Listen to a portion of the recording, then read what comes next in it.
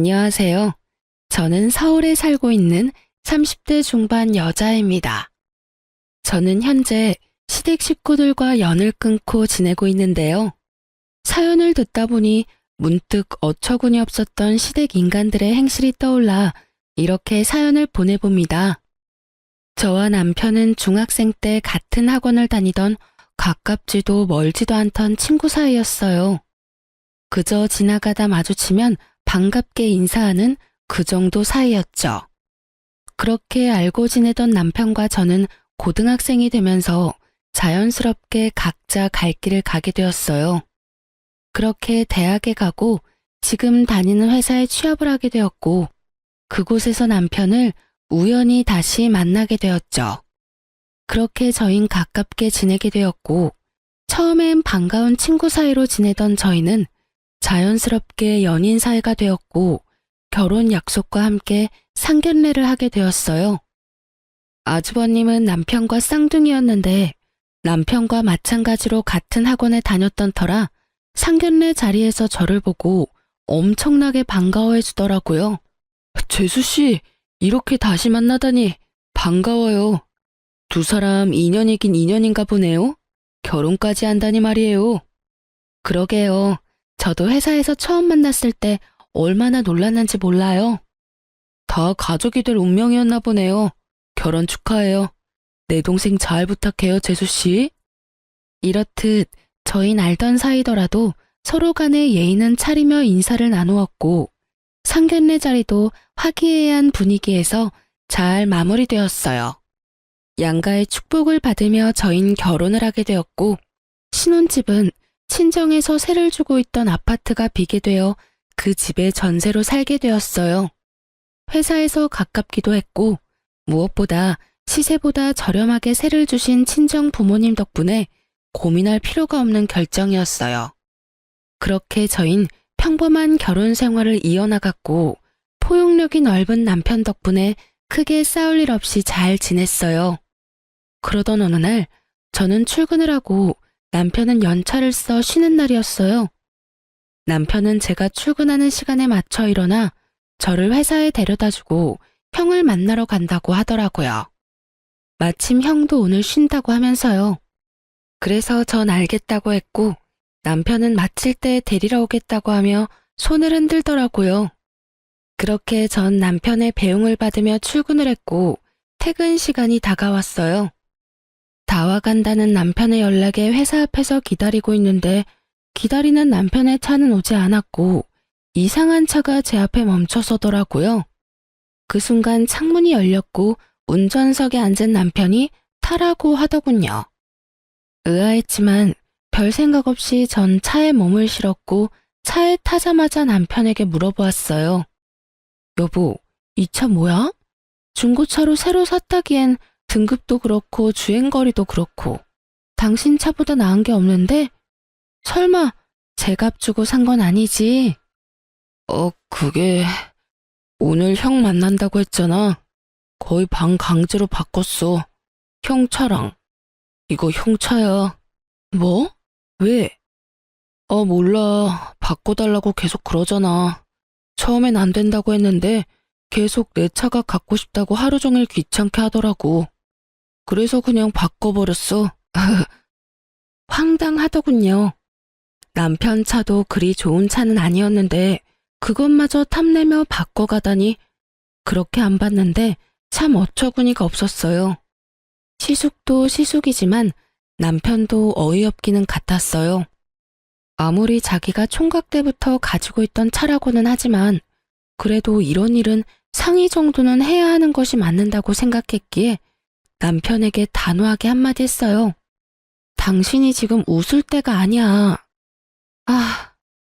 일단 차는 이미 바꿨다고 하니까 그냥 넘어가는데 앞으로는 이런 일이 있으면 나랑 상의 정도는 해줘. 나 정말 지금 어이가 없어지려고 그래. 아무리 동생 차가 탐난다고 해도 그걸 정말로 바꾸자는 형이나 바꾸자고 한다고 바꿔버리는 동생이나 나 황당해 진짜. 그런가?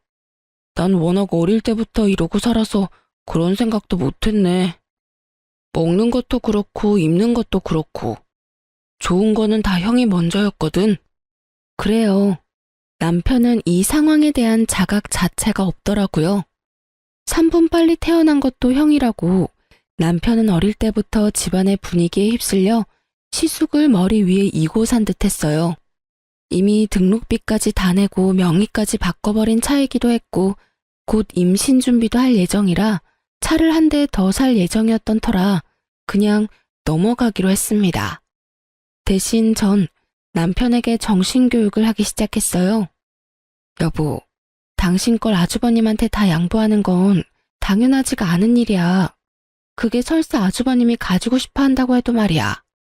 아주 극단적인 예로 만약에 아주버님이 내가 갖고 싶으니까 날 달라고 하면 줄 거야? 미쳤어? 당신을 어떻게 줘? 내 마누라인데. 좋았어. 앞으로 그런 마인드로 살아. 이기적으로 살라는 말은 아닌데 내 것은 내 것, 네 건 네 것이라는 생각을 좀 하란 말이야. 왜 당신도 가지고 싶고 당신도 어렵게 가진 걸 아주버님한테 양보를 해? 그건 아니야. 아무리 형제라도 말이야. 알겠어. 앞으로는 다신 이런 일 없도록 할게. 당신이랑 꼭 상의도 하고. 남편은 호언장담해 주었고 저는 남편을 믿어보기로 했어요. 그렇게 저흰 시숙의 차는 만일에 대비해 팔지 않고 두기로 했고 조금 더 앞당겨 새 차를 뽑아 함께 타고 다니기 시작했죠. 그러던 어느 날 시부의 생신이 다가왔고 남편과 저는 퇴근 후 바로 약속 장소로 가게 되었어요. 그때까진 시댁과 얼굴 붉히는 일 한 번 없이 잘 지내고 있었던 터라 기쁜 마음으로 시댁 식구들이 모인 곳으로 걸어가고 있었어요. 그런 저희를 아주버님도 발견했는지 손을 흔들더니 저희가 의자에 앉기도 전에 말을 걸어오더라고요. 야, 너 차 바꿨냐? 좋던데? 정확히는 차 이야기였지만요. 도대체 언제 본 것인지 이때부터 시작된 차 이야기는 끊기지 않더군요. 언제 샀어? 나랑 차 바꾼 지 얼마나 됐다고. 그새 저렇게 좋은 차도 다 사고. 능력 좋다. 능력 좋기는 문짝만 우리 거고 다 대출이지 뭐. 우리 이제 임신 계획도 세우고 있고 원래 바꿀까 생각도 하고 있던 터라 그냥 앞당겨서 샀어. 이제 아기 생기고 출산하게 되면 이 사람하고 아기하고 타고 다녀야 하니까. 부담되더라도 안전하고 좋은 차로 산 거고. 이렇게 말한 남편은 더는 차 이야기가 하고 싶지 않다는 듯 티가 나게 시부에게 말을 걸며 말을 돌려버렸지만 시숙은 그런 남편에게 끈질기게 차에 대해서 물어보더라고요. 어찌나 캐묻는 것인지 남들이 보면 남편에게 차를 사러 온 손님이라 착각까지 하겠더군요. 남편은 끊임없는 시숙의 물음에 대답하느라 밥은 먹는 둥 마는 둥 했고 전 그런 남편이 신경 쓰여 가만 있을 수가 없더라고요. 사실 시숙의 차 이야기가 거슬리기도 했고요. 아주버님, 차 이야기는 이제 그만하시고 식사하세요. 음식 다 식겠어요. 당신도 얼른 먹어. 아까 회사에서부터 배고프다고 했잖아. 제 말에 시숙은 합주기가 되었고 시모는 사랑하는 장난말을 막은 저의 태도가 마음에 들지 않는지 연신 헛기침하더라고요. 그것도 저를 노려보다시피 하면서요. 시댁 식구들의 분위기를 보아하니 그간 남편이 어떻게 지냈는지 대충 알겠더라고요. 미쳐 날뛰는 시숙과 그런 시숙이라면 뭐든 다 잘한다 했을 시부 시모, 그리고 그 사이에서 뭐든 다 양보하며 살아온 남편까지 전 시모가 노려보든 말든 남편을 챙겨주며 남편의 길을 살려주었고 저를 노려보던 시모도 이내 저에게서 시선을 거두고 시부와 시숙을 챙겨주더군요. 분위기가 티나게 확 가라앉았던 터라 이쯤하면 더는 차 이야기는 꺼내지 않겠지 했는데 시숙은 식사 자리가 끝나고 주차장을 가는 내내 저희에게부터 차 이야기를 하더라고요. 저의 표정은 점점 굳어져만 갔고 남편은 해탈을 했는지 표정에서 그 어떠한 감정도 보이지 않더군요. 이윽고 우리 차 앞에 섰을 때 시숙의 입에선 어이없는 말들이 흘러나오더군요. 야, 차키 좀 줘봐. 차키는 왜? 승차가 못 던지 보게. 조심해서 탈 테니까 얼른 차키 줘봐. 전 제 두기를 의심했어요. 차키를 맡겨둔 것도 아니고 어쩜 저렇게도 당당하게 차키를 달라고 하는 것인지 도무지 이해가 되지 않더라고요. 시숙도 시숙이었지만 더 어이없는 건 시부시모였어요. 시숙이 차키를 달라고 하니 말리기는커녕 고개까지 끄덕이며 남편에게 차키를 내놓으라고 하는데 헛웃음이 나려고 하더군요. 전 혹시나 남편이 바보같이 차키라도 주면 어떻게 해야 하나 싶어 남편을 보았고 남편은 여전히 감정이라고는 없는 표정으로 말했습니다. 보험 때문에 안 돼. 이 차는 이 사람하고 나하고만 운전할 수 있다고. 그러면 먼저 가볼게. 나 피곤해서 얼른 가서 쉬어야겠어. 이렇게 말한 남편은 저를 후다닥 조수석에 태우더니 누가 막을 새도 없이 운전을 해서 그 자리를 빠져나와 버렸습니다. 그렇게 집으로 돌아온 남편은 밝게 웃으며 이렇게 말하더군요. 여보. 당신 말대로 했더니 속이 다 후련한 거 있지? 나 사실은 이때까지 살면서 좀 억울한 적도 있었는데 양보해야 한다고 워낙 그러니까 그게 맞는 줄 알았거든? 그런데 아니었나 봐. 속이 막 후련한 거 보니까. 사람 고쳐 쓰는 거 아니라고 했는데 이날 남편의 모습은 개선의 의지가 보였고 충분히 고쳐 쓸 수 있을 것 같더라고요. 그 믿음에 확신을 주게 된 계기는 생각보다 빨리 찾아오더군요. 시부 생신 이후 저의 태도에 큰 불만을 가지게 된 시모는 저에게 틈만 나면 연락하며 괴롭히기 시작하더라고요. 예, 어머님, 무슨 일이세요? 넌 무슨 말을 그렇게 하니? 꼭 무슨 일이 있어야지만 전화를 하니? 아니요, 그게 아니라 혹시나 무슨 일이 있나 싶어서요. 아무 일도 없다. 네가 생전 나한테 먼저 전화하는 일이 없으니 나라도 먼저 해야 하지 않겠니? 이렇게라도 하지 않으면 며느리 목소리도 있겠어. 어제도 그제도 저에게 전화해 30분이 넘는 시간 동안 잔소리를 한 것은 기억도 나지 않는 것인지 이런 식으로 말도 안 되는 트집을 잡아대기 시작하는데 미칠 지경이더라고요. 이 고난은 또 어떻게 헤쳐나가야 하나 고민이 깊어지던 어느 날 남편과 회사에서 이야기를 나누고 있는데 또 시모에게서 전화가 왔고 저의 표정은 점점 굳어져만 갔어요. 그 순간 남편은 묻지도 따지지도 않고 제 휴대전화를 가지고 가더니 전화를 대신 받더군요. 엄마, 집사람 회의 들어갔어. 무슨 일 있어? 아, 그냥 했다고?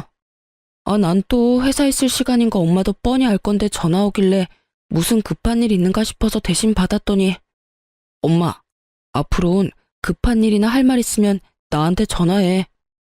집사람 요즘 회사에서 중요한 일 맡게 돼서 바빠. 알겠지? 그럼 끊어, 엄마. 이러고 전화를 끊어버리는데 통쾌한 건 둘째치고 얼마나 든든했나 몰라요. 이렇게까지 제 편이 되어줄 거라곤 생각도 못했는데 시댁 복은 없었어도 남편 복은 있다는 생각이 들며 참 고맙더라고요. 그렇게 시모에게선 더는 연락이 오지 않았고 평범한 하루하루를 보내고 있었어요. 그러던 어느 날 시숙의 결혼 소식이 들려오며 상견례 날짜가 정해졌다며 집으로 오라고 하더군요. 날짜 정도는 전화로 말해주면 될 텐데 굳이 집으로 오라고 하니 조금 의아한 마음도 있긴 했지만 생각해보니 얼굴 뵌 지도 오래된 것 같아 좋은 마음으로 겸사겸사 시댁으로 가기로 했어요. 남편과 저는 함께 퇴근하고 시댁으로 향했고 시댁에 도착하니 왜인지 모르게 분위기가 무겁더라고요. 원래라면 너스레를 떨며 장난을 걸어와야 하는 시숙이 조용한 것도 그렇고 묘하게 제 눈치를 살피는 시부 시모도 그렇고요. 남편은 무언가 알지 않을까 하는 마음에 남편의 눈치를 살피니 남편 역시 아무것도 모르는 눈치더라고요. 그렇게 식사는 시작되었고 밥이 입으로 들어가는 것인지 코로 들어가는 것인지 알 수 없는 그야말로 체할 것만 같은 식사 자리가 계속되고 있었어요. 도대체 무슨 이야기를 하려고 그리도 눈알들을 바삐도 움직이는지 알 순 없었지만 곤란한 부탁인 건 분명한 것 같아 전 애써 모르는 척하고 있으니 답답했던 시모가 운을 띄우기 시작하더군요. 이야기 들었지? 우리 장남이 드디어 결혼을 한다는구나. 상견례는 이번 달 마지막 주말에 하기로 했어. 그래요? 그러면 그날 시간 비워둘게요. 그나저나 좋으시겠어요, 어머님. 늘 아주버님 걱정하셨는데 이제 그 걱정은 안 하셔도 되겠네요? 그 걱정은 덜었는데 다른 걱정이 생겼지 뭐니. 어휴. 왜요? 무슨 일 있으세요? 그게 마땅한 집이 없지 뭐니? 집이 마음에 들면 돈이 없고 돈에 맞추니 집이 형편없고 그래서 요즘 고민이 깊어. 아, 그래서 다들 표정이 안 좋으셨구나. 그렇지 않아도 친구들 보니까 집 구할 때 다들 고민 많이 하더라고요. 한두 푼짜리도 아니고 급하게 생각하지 마시고 아직 시간 있으니까 천천히 알아보세요. 잘 알아보면 괜찮은 집도 꽤 있을 거예요. 그렇겠지? 그런데 너희 집은 어떠니? 살기가 괜찮니? 이때부터 무언가 이상함을 감지하기 시작했던 것 같아요. 시모하는 꼴이 꼭 시숙이 차 물어오던 꼴과 같아도 너무 똑같았으니까요. 그래도 설마 저희도 전세로 사는 집인데 눈독을 들이는 걸까 하는 생각이 들었고 그저 저희 아파트에 매물이 났는가 보다 하고 생각했어요. 그래서 전 최대한 솔직하게 말했습니다. 신축은 아니긴 하지만 주변에 상가들도 많고 교통편도 좋아요. 무엇보다 회사가 가까워서 저흰 만족하면서 살고 있어요. 제가 이렇게 말하자 시모는 갑자기 제 손을 꽉 잡고 눈을 반짝이며 속내를 드러내기 시작하더군요. 아가, 그래서 하는 말인데 그 집 우리 장남이 좀 살면 안 되겠니? 너희가 살고 있는 그 집 우리 장남한테 좀 양보해 주렴. 네? 그게 무슨 말이세요? 말 그대로야. 너희가 사는 집 우리 장남한테 좀 주렴. 어차피 그 집 너희 친정집이라고 했잖니.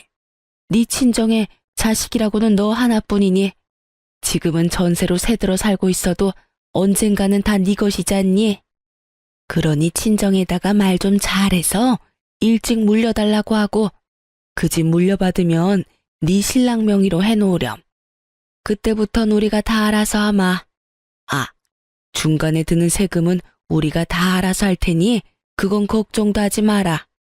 우리도 그 정도 생각은 다 하고 있어. 이 무슨 말도 안 되는 헛소리인지. 농담이라고 해도 억소리가 날 것 같은데 표정을 보아하니 진담이 분명했고 긍정의 의미로 고개를 끄덕이고 있는 시부와 시숙을 보고 있자니 욕이 나올 것만 같더군요. 전 최대한 흥분을 하지 않으려 애쓰며 말을 이어나갔습니다. 어머니, 그런 말이 어디 있어요. 부모님께서 물려주신다고 하신 것도 아니고 제가 나서서 어떻게 물려달라고 해요. 그리고 혹시나 물려주신다고 한들 그 집을 아주버님께 내주고 나면 저흰 어디 가서 살라고요? 그거야 너희 친정에 집 한 채 더 있잖니? 거기 사는 사람 내보내고 너희가 거기 들어가서 살면 되지 않니? 설마 우리가 너희 길거리에 내앉게 하겠어? 다 생각을 해놨지. 정말 어이가 없더군요. 어쩌면 이렇게 당당하게 친정 부모님의 집으로 이딴 말도 안 되는 계획을 세웠던 것인지, 아니 애초에 친정에 노는 집이 한 채 더 있는지 어떻게 알고 있는 것인지 의문만이 가득했고 시모의 물음에 답도 하지 않고 생각해보니 상견례 날이 떠오르더라고요. 저희가 상견례를 할 당시 아빠가 한 채는 지금 세주고 있고 한 채는 곧 비니 저희 보고 들어가서 살라고 했던 말씀을 하셨고 시댁 식구들은 그 말을 이때껏 기억하고 있다가 이런 계획을 세운 듯 했어요. 짧은 찰나였지만 곱씹으면 곱씹을수록 어이없고 화가 치솟더군요. 전 더는 흥분을 가라앉히지 못하고 언성을 높였고 남편 역시 더는 듣고 있을 수 없다는 듯 제 말에 이어 고함을 지르더라고요. 어머님, 제발 말도 안 되는 소리 좀 하지 마세요. 그게 말이 된다고 생각하세요? 그래, 엄마. 제발 좀 그만해. 양심이 없어? 아니면 생각이 없는 거야? 다들 정말 왜 이렇게 염치들이 없어? 뭐? 집을 내놓으라고? 우리한테 집 맡겨놨어? 심지어 그 집, 처가집이야. 우리 돈으로 장만한 집을 내놓으라고 해도 제정신이 아니라고 할 마당에 뭐? 처가에서 집을 받아와서 내놓으라고? 그게 제정신 박힌 사람들이 할 일이야? 그야말로 남편은 울분을 토해내기 시작했고, 그런 남편을 보던 시부가 자리에서 벌떡 일어나더니 남편의 뺨을 때리더라고요. 어디서 큰 소리인 거야? 네 눈에는 부모는 보이지도 않는 거냐? 내가 널 이따위로 가르치든? 그럼 이 말도 안 되는 소리를 그냥 듣고만 있어야 했나요? 뭐가 그렇게 말도 안 된다는 말이냐? 우리도 다 생각해보고 내린 결론이야. 어차피 노는 집이고 어차피 너희가 물려받을 집인데 좀 일찍 물려받아서 네 형 결혼 선물로 집 한 채 주는 게 뭐 큰일이라고 이리도 큰 소리인 거야? 뭐가 그렇게 큰일이라고 하셨어요? 이게 큰일이 아니라고요? 그래, 너희가 눈 딱 감고 집만 받아오면 간단하게 해결될 일 아니냐? 저것도 말이라고 하는 것인지 참 대단한 인간들이라는 생각만 들더군요. 남편 역시 더는 말이 통하지 않는다고 생각했는지 제 손을 잡고 일어나며 단호하게 한마디 했어요. 전혀 간단하지 않고요. 저흰 절대 처가에서 집 받아올 생각도 없고 혹시나 집을 받게 되더라도 줄 생각은 전혀 없으니 선물 캐지 말고 그 시간에 능력에 맞는 집이나 더 알아보세요. 아시겠어요? 이렇게 말한 남편은 대답은 들을 필요도 없고 더는 말 섞을 필요도 없다는 듯 저를 끌고 시댁에서 나와버렸습니다.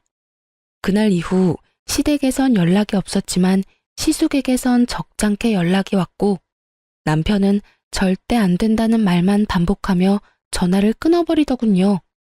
그렇게 상견례 날이 되었고 저희는 고민하던 끝에 상견례에 참석하기로 했어요.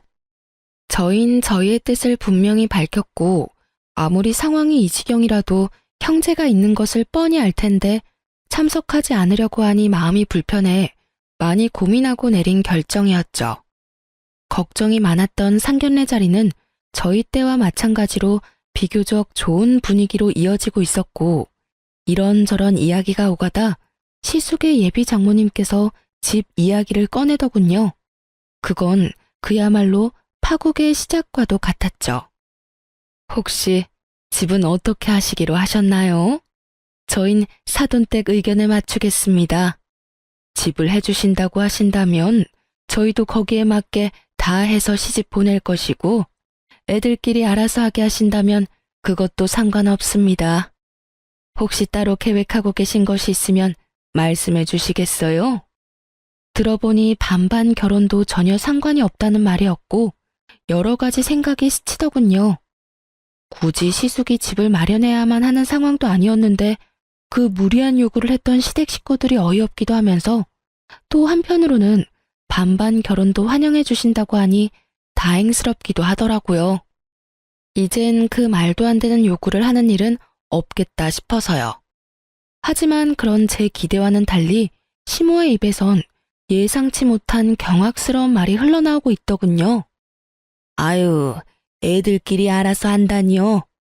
요즘 아무리 세상이 변했다고 해도 집은 남자가 해가야죠.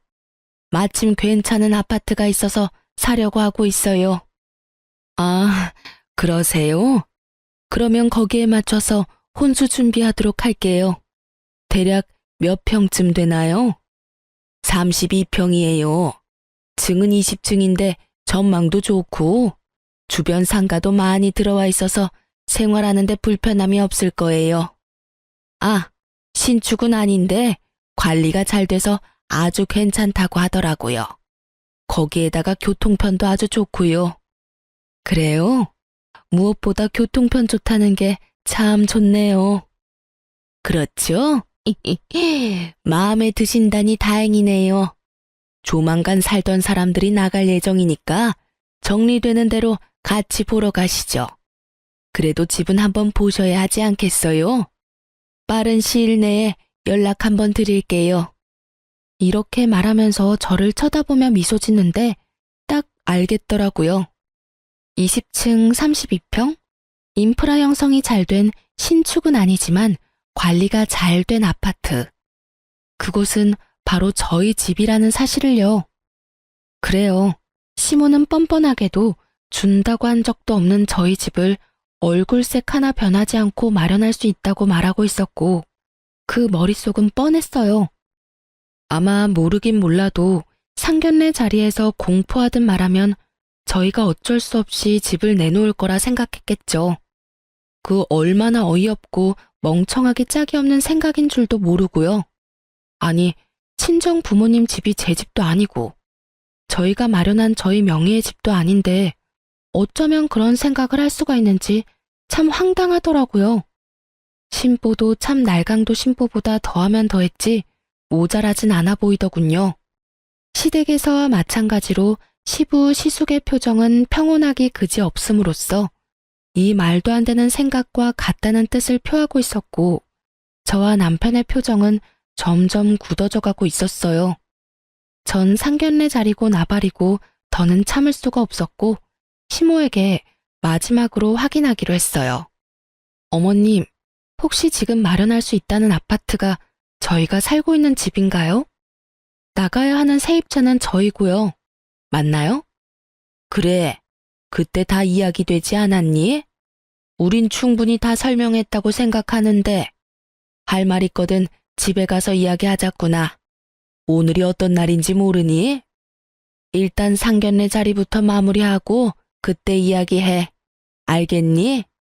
당황하는 기색 하나 없이 뻔뻔하기 그지없는 얼굴로 딱 이렇게 말하는데 정말 헛웃음이 나며 눈앞이 캄캄해질 만큼 감당할 수 없는 화가 오르는 느낌을 받았어요. 떠오르는 많은 말들이 뇌를 거치지 않고 입으로 나오려는 순간 지나치게 차분한 남편의 목소리가 들려오더라고요. 말씀 중에 죄송한데 제가 중요하게 꼭 드리고 싶은 말이 있네요, 사돈 어르신. 지금 저희 쪽에서 말하고 있는 그 아파트는 아마 마련하지 못할 겁니다. 그 집은 저희가 살고 있는 집인데 저희가 내어줄 생각이 전혀 없거든요. 아니, 내어드릴 수가 없다는 말이 더 맞겠네요. 그 아파트 저희 처가에서 저희가 좀 더 편안하게 결혼 생활하라고 저희에게 세주신 집입니다. 그런 집을 저희 부모님께서 며칠 전부터 계속 내놓으라고 생떼 아닌 생떼를 부리시네요. 남편의 말에 사돈댁에게선 아무 말 없이 표정이 굳어버렸고 그런 상황을 살피던 시모는 노발대발하며 남편을 핀잔하고 나서더군요. 아닙니다, 사돈. 다 오해예요. 넌 왜 그런 말을 하는 거야? 그리고 생떼? 그게 부모한테 할 말이야? 그럼 이걸 보고 생떼라고 그러지 달리 뭐라고 할 수 있겠어? 분명 안 된다고 했지. 처가에 집을 맡겨놓은 것도 아니고 형이 장가가는데 왜 우리가 처가댁에서 집을 받아와야 해? 그것도 주신다고 한 적도 없는 집을 말이야. 그런 걸 보고 날강도 심보라고 하는 거야, 엄마. 어때요, 사돈 어르신들? 제 말이 틀렸습니까?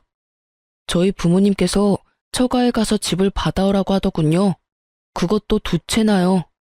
한 채는 지금 저희가 사는 집인데 그 집엔 형이 들어가서 산다고 하고 한 채는 저희 보고 들어가서 살라고 하는데 이게 말이 되는 상황이라고 생각하십니까? 너 정말 그만하지 못해? 이 자리가 무슨 자리인지 잊었어? 네 형 결혼 망치려고 작정했니 너? 결혼 망치려고 작정한 사람은 내가 아니라 식구들이지. 어떻게 하나같이 그런 생각들을 해? 누구 하나 말리는 사람이 없냐고. 그때도 분명하게 말했는데 못 알아들을 것 같으니까 다시 한번 말해줄게. 우린 절대로 처가에 집 달라고 할 생각도 우리가 사는 집 내줄 생각도 없으니까 쓸데없는 꿈 꾸지 마. 알겠어? 내 부모, 내 형이지만 난 정말 이해가 안 된다. 어쩌면 이리도 뻔뻔하게 이런 생각, 이런 말을 할 수가 있는지 말이야. 개판 5분 전.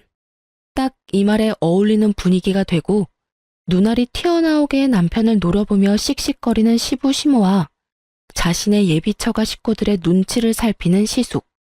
그리고 여전히 평온하기 그지없는 남편 사이에 무거운 정막만이 흐르던 그때 시숙이 입을 열더군요. 너 왜 이렇게 변했어?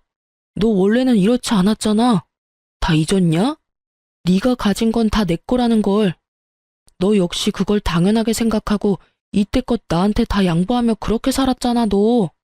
그런데 왜 이제 와서 이러는 거야? 그깟 집 좀 주면 되는 건데. 어차피 네 집도 아니고 처가에 그냥 받아오면 되는 건데 그것도 못 해줘? 자동차는 군말 없이 넘겨놓고 왜 집은 안 되냐고. 이 무슨 제 무덤 스스로 파는 짓거리인지. 시숙은 친절하게도 자신이 얼마나 파렴치하고 상식 이하의 인간인지 스스로 증명하고 있었고, 형님이 될 뻔했던 여자의 표정은 실시간으로 썩어가고 있더라고요. 여자의 표정은 보이지도 않는 것인지 시숙의 말도 안 되는 생떼는 계속되고 있었고, 그런 시숙의 말을 듣고만 있던 남편은 긴 한숨을 쉬더니 말하더군요. 그래. 나 이때까진 그렇게 살았어. 그게 맞는다고 생각했으니까. 그래, 그게 맞는 거야. 그러니까 이때까지 살던 대로 살아, 그냥. 알겠어? 아니, 이제 그게 틀린 거라는 걸 알았어. 그러니까 이제 그렇게 살진 않을 거야. 차 이야기했지? 그깟 차 정도야 형이니까 충분히 바꿀 수 있다고 생각했어. 사실 가격 차이도 크게 나지 않았고 내 돈으로 산 내 차이기도 했으니까. 가족끼리 그 정도는 충분히 해줄 수 있다고 생각했다고. 하지만 집은 엄연히 달라. 그 집은 내 집도 아니고 내 돈은 10원짜리 하나 들어가지 않았으니까. 정 그 집이 탐나면 형이 사. 살 돈이 없으면 전셋값이라도 내고 살아. 그 정도는 내가 장인어른한테 잘 이야기해 볼 테니까 말이야. 단 우리가 사는 가격대는 꿈도 꾸지 말고 시세대로 내고 들어와서 살아. 알겠어? 남편은 오목조목 흥분 하나 하지 않고 말하더라고요. 그 모습을 지켜보고 있는데 든든하기도 하고 통쾌하기도 해서 10년 묵은 채증이 쑥 내려가는 기분마저 들더군요. 이런 제 심정과는 달리 아무 말 하지 않고 있던 시부가 머리 끝까지 화가 났는지 막말을 쏟아내기 시작했어요. 너 이 새끼야, 지금 뭐 하는 짓이야? 네가 제정신인 거야? 이 자리가 어떤 자리인데 여기서 그딴 말을 짓거리는 게야? 그냥 알겠다고 하고 좋게 넘어가도 될 문제를 굳이 이렇게까지 만들어야 속이 시원해? 그때 이 아비한테 한 대 맞고도 정신을 못 차렸구나. 이 쓰레기 같은 놈, 부모 형제한테 이딴 식으로 굴고 네가 잘 될 것 같아? 이렇게 막장 드라마와도 같은 상황은 절정을 향해 달려가고 있었고, 내내 말 한마디 없이 지켜만 보고 있던 여자가 자리에서 일어나더니 시숙을 쏘아보며 말하더군요. 와, 진짜 가지가지한다. 당신이나 당신 부모님들이나 다 정상이 아니구나. 난 진짜 이해가 안 돼서 그러는데 지금 본인들이 얼마나 말도 안 되고 상식 밖의 요구를 하고 있는지 정말 몰라? 아, 됐다 됐어. 이제 와서 그게 뭐가 중요하겠어. 그냥 우리 파혼하자. 결혼 없던 일로 해. 여자의 말이 끝나자마자 참고 있던 여자의 부모님들은 말 섞을 가치도 없다는 듯 자리를 떠나버렸고 여자도 나가려는 순간 시숙이 무릎까지 꿇고 앉아 여자를 붙잡고 애원을 하기 시작하더군요. 자기야, 왜 이래? 파혼이라니. 결혼을 하지 말자니. 우리 사랑하잖아. 그런데 어떻게 헤어져서 살아? 어? 그러지 말고 다시 생각해. 당신도 나 없이는 못 산다고 결혼하자고 했었잖아. 사랑? 당신 없이 못 살아? 그건 그때고 지금은 달라졌어. 그땐 당신이 이렇게까지 파렴치한 인간인지 몰랐을 때 말이고, 지금은 당신이 얼마나 인간 이하의 생각을 가지고 있는지 다 알아버렸거든. 무슨 말을 그렇게 해? 아, 아파트 때문에 그래? 그거라면 아무 걱정하지 마. 이 녀석이 요즘 좀 제정신이 아니라서 그래. 조금만 기다려주면 내가 무슨 수를 써서라도 아파트 받아올게. 정말이야, 맹세할 수 있어. 시숙의 말을 듣고 있던 여자는 어이가 없다는 듯 시숙의 팔을 뿌리치며 코웃음을 치며 말하더군요. 야, 넌 어떻게 그런 생각을 할 수가 있는 거야? 이제 신기하기까지 해. 내 말 잘 들어. 네가 능력이 안 돼서 부모 도움 받는다고 해도 이해는 했겠지만 한심했을 텐데. 뭐? 동생 처가에서 집을 받아온다고? 그것도 자랑이라고 짓거리고 있는 거야? 아니, 애초에 그게 말이 된다고 생각하는 거니? 난 말이야. 만약에 네가 돈이 없다고 나한테 솔직히 말했으면 반반도 상관없었고 내가 집을 마련해서 올 수도 있었어. 보통 사람들은 이런 생각들을 하고 산다고. 알겠니? 자기야. 그놈의 자기 소리 좀 하지도 마. 소름 끼치니까. 너랑 네 부모님 하는 꼴 보아하니 결혼했다간 모르긴 몰라도 내 인생 말아먹는 건 시간 문제일 것 같은데 너 같으면 그런 결혼 하겠어? 미치지 않고서야 절대 안 하지. 어쨌든 우리 결혼도 우리 만남도 여기서 끝이니까 다시는 내 앞에 나타나지도 말고 연락도 하지 마. 알겠어? 아참, 그리고 너 웬만하면 결혼하지 말고 이번 인생은 그냥 네 부모랑 살아. 괜히 애먼 여자 데리고 와서 인생 망치지 말고. 알겠니? 사이다와도 같은 발언을 마친 여자는 저희 부부의 앞에 서서 감사 인사를 전하더군요. 정말 감사해요. 그런 말까지 해주시는 게 쉬운 일이 아니었을 텐데 다 말씀해 주셔서 덕분에 인생 구제했네요. 정말 정말 감사해요. 여자는 그대로 나가버렸고 모두가 떠난 그곳에서 저흰 그야말로 공공의 적이 되어버렸더군요. 시모는 온갖 욕을 하고 있었고 시부는 먹지 않고 뒀던 식전주를 연신 들이키고 있더라고요. 시숙은 남편을 한 대 칠 요량으로 주먹을 부들부들 떨고 있었고요. 너 이 자식, 너 때문에 지금 내 결혼이 깨졌어? 너 이걸 어떻게 책임질 거야? 내 인생 어떻게 할 거냐고. 그걸 왜 나한테 물어? 형 인생 형이 알아서 해야지. 그리고 앞으로는 이때껏 내가 부모님께 주던 생활비도 드리지 않을 거니까 형이 알아서 해. 오늘 보니까 굳이 나 혼자 부모님을 챙길 필요가 없어 보이더라고.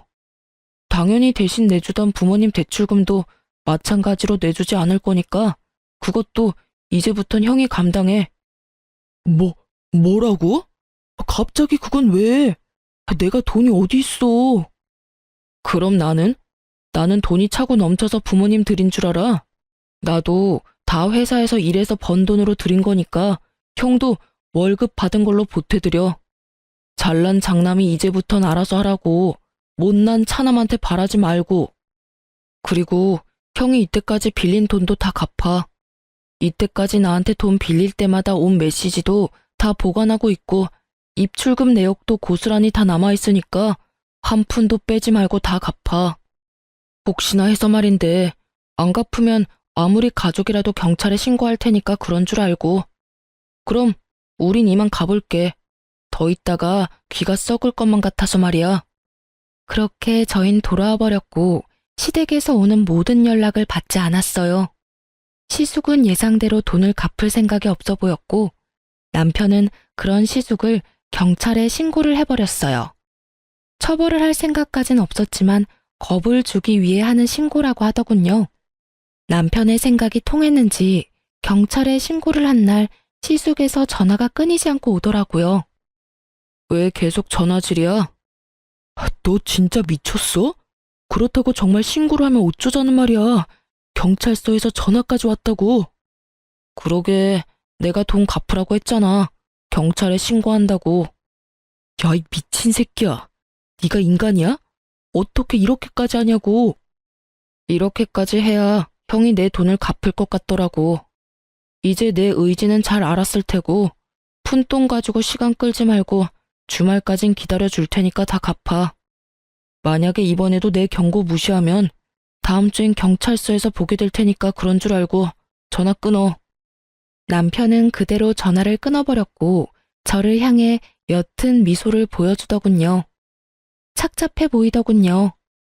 하지만 그 착잡함도 잠시 소식을 전해 들은 시부모가 집으로 찾아왔고 문을 열어주지 않으니 동네가 떠나가라 소리를 지르고 문을 두드리더군요.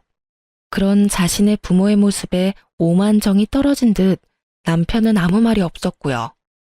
그렇게 끝까지 밑바닥을 다 드러낸 시부는 저희가 도무지 문을 열어줄 기색도 보이지 않자 돌아가 버렸고 주말이 되기 전 시숙은 돈을 입금했더라고요.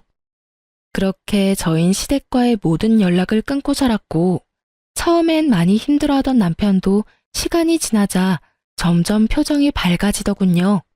여보, 나 사실은 많이 힘들었어. 그래도 부모님이고 가족인데 이건 너무하나 싶기도 했고 말이야. 그런데 지금 생각해보니까 왜 진작 그러지 않았나 싶을 정도로 홀가분하고 행복해. 내가 진작 이런 결단을 내렸어야 했는데. 그랬다면 당신이 그런 일을 겪지 않아도 됐을 텐데. 미안해. 당신이 미안할 게 뭐 있어. 난 당신이 그런 결정을 내려준 것만 해도 고맙고 미안하고 그래. 그나저나 당신 집에선 더는 연락 없어? 응, 요즘엔 조용하네. 그거 참 다행이라고 하려는 순간 양반은 못 되는지 시모에게서 전화가 오더군요. 한동안 뜸했던 시모에게서 온 연락이라 남편은 잠시 고민을 하다 전화를 받았고 시댁은 그야말로 파탄이 나 있더군요. 무슨 일이야? 이제 다신 연락하는 일 없는 줄 알았는데. 아들, 엄마 아빠 좀 살려줘. 우리가 다 잘못했어. 왜 나한테 그런 말을 해? 그 잘난 장남은 어떻게 하시고? 그게 그놈 집 나갔어. 글쎄 네가 보태주던 돈을 다 자기가 내야 한다고 생각하니까 그게 아까웠는지 갑자기 독립을 한다고 하면서 짐을 싸서 나가버렸지 뭐야. 그리곤 연락조차 안 된다. 그래서? 그래서라니? 너도 알다시피 우리한테 돈이 어디 있어? 이 집 마련하느라 그나마 있던 돈도 다 쓰고 집 대출금만 남은 거 너도 알잖니? 이제 와서 일을 할 수도 없는 노릇이고. 그래서 하는 말인데 예전처럼 돈 좀 도와주면 안 되겠니? 앞으론 다른 건 바라지도 않으마. 그저 네 부모 생활만 할 수 있게 좀 도와주렴. 엄마, 잘 들어. 앞으로 나 우리 식구들이랑 연 끊고 살 거야. 자식으로서의 도리는 충분히 했다고 생각하고 있지만 상황이 이러니 형한테 돌려받은 돈 엄마 줄 테니까 급한 불부터 꺼. 그게 내가 엄마한테 마지막으로 해주는 도리니까 그런 줄 알고. 앞으로 연락도 하지 말고 찾아오지도 마. 너 정말 대단한 놈이구나. 어떻게 부모한테 이렇게까지 해? 내가 널 어떻게 키웠는데 이 나쁜 놈아. 이게 다 그년 때문이지? 네 마누라가 다 시켰지? 넌 그년이랑 결혼하기 전까진 이러지 않았어. 않았다고. 넌 부모보다 여자가 더 중요하니? 그딴 년이랑 당장 이혼해라. 당장 이혼하란 말이야. 시모의 절규 섞인 고함이 들려오고 남편은 아무런 대꾸도 하지 않고 전화를 끊어버리고선 시댁 식구들의 번호를 다 차단해버리더군요. 저 역시 다 차단해버렸고요. 그렇게 저흰 시댁과의 연을 끊어버렸고 시댁 소식은 평소 남편을 많이 아껴주시던 작은 어머님을 통해 듣게 되었어요. 잘 지내니? 네, 작은 엄마. 잘 지내시죠? 그런데 무슨 일로 전화를 다 주셨어요? 이야기 다 들었어. 가족들이랑 연 끊었다며? 네, 어쩌다 보니 그렇게 됐어요. 그래. 너처럼 바보같이 순하던 애가 그렇게까지 한 데에는 다 이유가 있겠지. 다들 잘 지내시죠? 잘 지낸다고? 잘 지내기보단 드디어 정신 차리고 살고 있지. 너하고 연락도 끊기고 돈 나올 구멍이 없으니까 글쎄 네 부모들이 네 형 회사에 찾아갔다고 하더구나. 회사 앞에서 자리 퍼질고 앉아서 울고불고 하니까 사람들 몰려서 구경하고 난리였나 봐. 그 사람 많은 회사 앞에서 네 형이랑 네 부모랑 큰 실랑이가 일어나고 네 형이 결국 네 부모님들을 내팽개치다시피 하고 도망쳤다고 하더구나. 그러니 어떻게 됐겠어?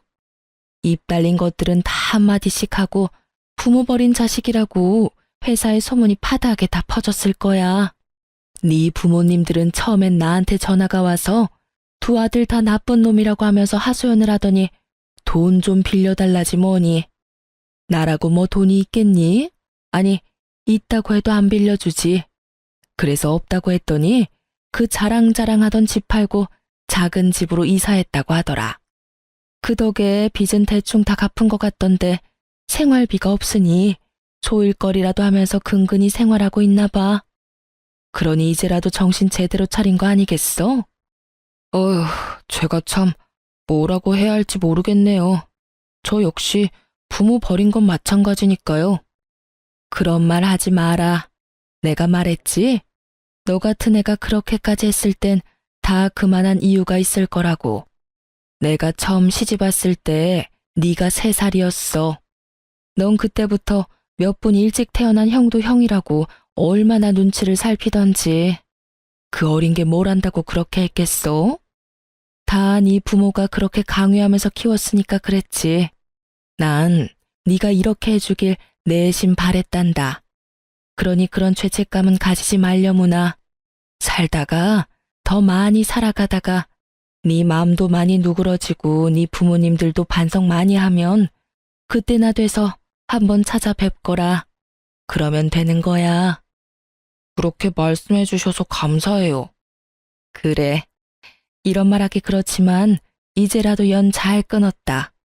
이제부턴 네 가정 잘 꾸리고 살아가.